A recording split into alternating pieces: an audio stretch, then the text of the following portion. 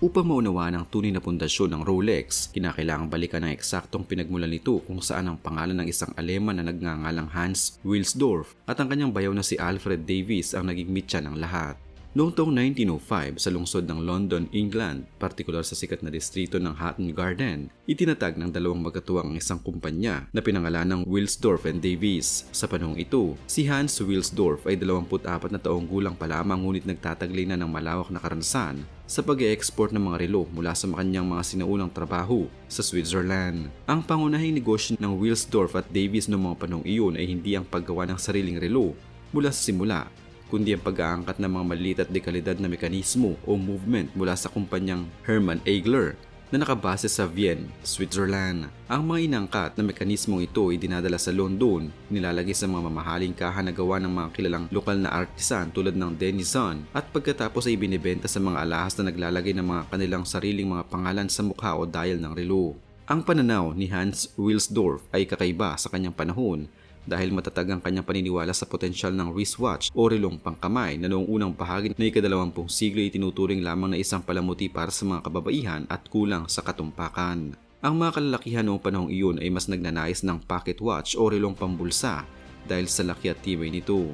Nagbagong direksyon ng negosyo noong Hulyo 2, 1908 nang opisyal na inirehistro ni Hans Wilsdorf ang trademark na Rolex sa London at nagbukas ng isang tanggapan sa Switzerland. Isang tanyag na anekdota mula sa mismong tagapagtatag ang nagsasabi na habang siya ay nakasakay sa itaas na bahagi ng isang omnibus na hila ng kabayo sa kahabaan ng Cheapside sa London, tila may isang espiritu na bumulong sa kanyang tainga ng salitang Rolex, isang salita ng relo kapag ito ay sinususi. Noong Nobyembre 15, 1915, ang pangalan ng kumpanya ay opisyal na pinalitan at naging Rolex Watch Corporation Ltd.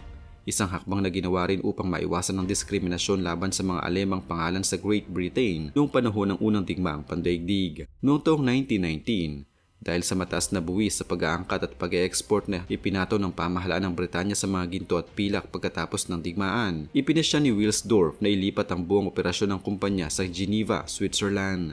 Dito itinatag niya ang Montres Rolex SA sa korporasyon na kilala natin hanggang sa kasalukuyan.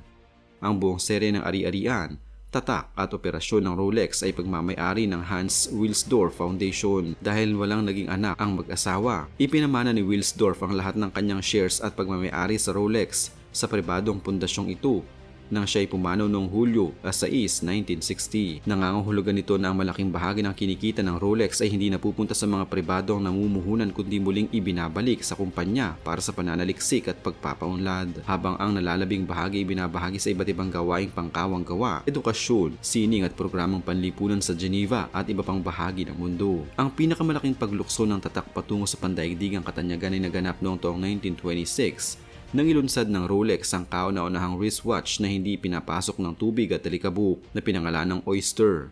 Ang sistemang ito ay gumamit ng isang hermetically sealed na kaha kung saan ang bezel, likod ng kaha at ang korona ay nakasusi ng mahigpit sa gitnang bahagi ng metal.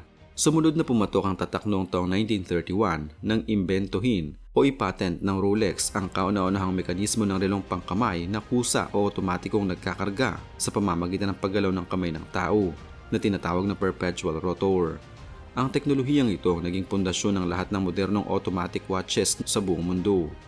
Ang kombinasyon ng kahang Oyster at mekanismong perpetual ang nagbigay daan sa paglikha ng mga tinaguriang tool watches o mga relong ginawa para sa mga partikular na propesyon at matitinding gawain. Noong 29 ng Mayo 1953, sina Sir Edmund Hillary at Tenzing Norgay ang naging mga unang tao na matagumpay na nakaabot sa taluktok ng Mount Everest, ang pinakamataas na bundok sa mundo, at kasama sa kanilang opisyal na kagamitan ng mga relong ibinigay ng Rolex na naging inspirasyon sa paglikha ng modelong Rolex Explorer. Sa parehong taon, inilabas din ng Rolex Submariner, ang unang relong pansisid na kayang umabot sa lalim ng 100 metro. Noong taong 1960, ang isang special na ginawang modelo na tinawag na Rolex Deep Sea Special ay kinabit sa labas ng Bathyscaphe Trees na sinakyan ni Jacques Piccard at Don Walsh patungo sa ilalim ng Mariana Trench sa ilalim ng 10,916 meters. Noong umahon ng sasakyan, ang reloy gumagana pa rin. Ang mataas na halaga o presyo ng isang Rolex ay madalas na nagiging paksa ng pagkamangha at pagtatanong ng marami, at mayroong mga malalalim at konkretong dahilan kung bakit napakamahal ng bawat piraso nito. Ang unang dahilan ay ang paggamit ng mga natatanging materyales na hindi matatagpuan sa mga karaniwang relo. Ang Rolex ay ang tanging kumpanya ng relo sa buong mundo na gumagamit ng 904L stainless steel na kanilang tinatawag na oyster steel. Halos lahat ng iba pang luxury brands ay gumagamit ng 316L steel lamang. Ang 904L steel ay mas mahirap tustusin na kailangan ng mga dampuhal at mamahaling makinarya upang hubugin. Ngunit ito ay may napakataas na antas ng resistensya laban sa mga kalawang at asido at nagtataglay ng isang natatanging kintab kapag ito ay pinakinis. Bukod dito, ang Rolex ay may sariling gawaan ng ginto o foundry sa loob ng kanilang pasilidad sa Planle, Kuwait, kung saan sila mismo ang nagtutunaw at naghahalo ng kanilang sariling 18 karat na dilaw na ginto, puting ginto at ang kanilang patentadong kulay rosas na ginto na tinatawag na Everose Gold. Ang lahat ng mga brilyante at mamahaling bato na inilalagay sa kanilang mga mamahaling modelo ay dumadaan sa isang mahigpit na pagsusuri ng kanilang sariling mga gemologist at isa-isang itinatanim sa pamamagitan ng kamay ng mga master setter. Ang ikalawang dahilan ng mataas na presyo ay ang napakalaking gasto sa pananaliksik, pagpapaunlad at internal na paggawa. Ang Rolex ay patuloy na nagpapatakbo ng ilang mga laboratorio na nilagyan ng mga advanced na kagamitan tulad ng electron microscopes at gas chromatographs upang suriin ang kalidad ng mga metal at langis na ginagamit sa mga mekanismo. Ang bawat mekanismo ng Rolex ay binubuo sa pamamagitan ng mga pinagsamang lakas ng mga sopistikadong robot at precision hand assembly ng mga highly trained na watchmaker sa Bien. Kung pag-uusapan naman ng mga tiyak na modelo na nagmarka sa kasaysayan ng kumpanya, mahalagang kilalanin ng mga iba't ibang kategorya ng kanilang mga produkto mula sa pinakauna, pinakamahal hanggang sa pinakamura. Ang pinakaunang opisyal na modelo na nagdala ng pangalang Rolex sa dial nito ay ang mga wristwatches na ginawa sa pagitan ng 1908 at 1910 na karaniwang may mga pilak o gintong kahang parisukat o bilog na may mga trench watch design na ginamit ng mga sundalo noong unang digmaang pandaigdig. Gayunpaman, ang itinuturing na unang tunay na modelo na nagtakda ng modernong pagkakakilanlan ng kumpanya ay ang Rolex Oyster na nilabas noong taong 1926. Ang kasaysayan ng pinakamahal na modelo ng Rolex na naibenta sa buong mundo ay naganap sa isang subasta o auction na naging balita sa buong daigdig. Ang relong ito ay personal na Rolex Cosmograph Daytona na pagmamay-ari ng sikat na aktor sa Hollywood at karera ng sasakyan na si Paul Newman. Ang relong ito ay may reference number na 6239, gawa sa stainless steel at may tinatawag na exotic dial. Noong Oktubre 26, 2017, sa isang subasta na inorganisa ng Phillips Auction House sa New York, ang relong ito ay naibenta sa nagkakaisang halaga na $17.75 million. Ang mataas na halagang ito ay hindi dahil sa mga mamahaling bato o ginto kundi dahil sa pambihirang pinagmulan, kultural na kahalagahan at ang katotohanan na ang modelong ito ang nagbunsod sa pagkakaroon ng palayaw na Paul Newman Daytona sa komunidad ng mga nangongolekta ng relo. Sa kabilang banda, kung pag-uusapan naman ang pinakamahal na modelo na kasalukuyang magagamit sa kanilang opisyal na katalogo na may Manufacturer's Suggested Retail Price o MSRP, ito ay ang mga seri ng Rolex GMT Master 2 Eyes. Naganap na nababalutan ng 18 karat white gold at pinalamutian ng mga baguette cut diamond sa buong mukha, bezel at pulseras na may opisyal na halaga na umaabot sa halos $250 million. Para sa mga nagnanais na pumasok sa mundo ng pagmamay-ari ng tatak na ito sa pamamagitan ng opisyal na distributor, ang pinakamurang modelo na kasalukuyang mabibili sa retail market ay ang Rolex Oyster Perpetual.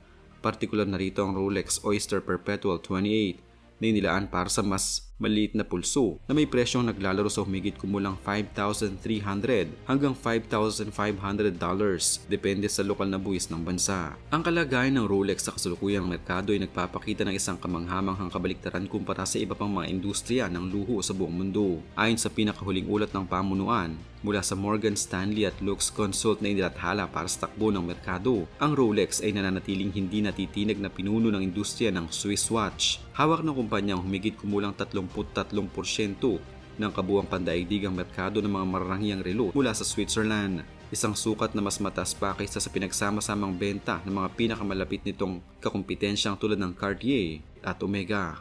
Ang taunang kita ng Rolex ay lumampas na sa 11 billion Swiss francs sa pakyawan o wholesales na nagpapatuloy na ang demand para sa kanilang produkto ay mas mataas kaysa sa kanilang kakayahang mag-produce. Ang Rolex ay gumagawa ng humigit kumulang 1.1 milyon relo bawat taon. Ngunit ang bilang na ito ay kulang pa rin upang mapunan ng milyong-milyong mamimili na nakatala sa mga waiting list ng mga authorized dealers sa buong mundo. Dahil sa sadyang pagkontrol sa supply upang mapanatili ang pagiging eksklusibo ng tatak, maraming modelong tulad ng Submariner GMT Master 2 at Cosmograph Daytona ang nagpapatunay na may mas mataas na halaga sa gray market o sekundaryang merkado kumpara sa kanilang opisyal na presyo sa tindahan. Ito ang dahilan kung bakit ang isang Rolex ay hindi na lamang itinuturing na isang simpleng accessory, kundi isang alternatibong asset class o pamumuhunan na nagpapanatili o nagpapataas ng halaga sa paglipas ng panahon.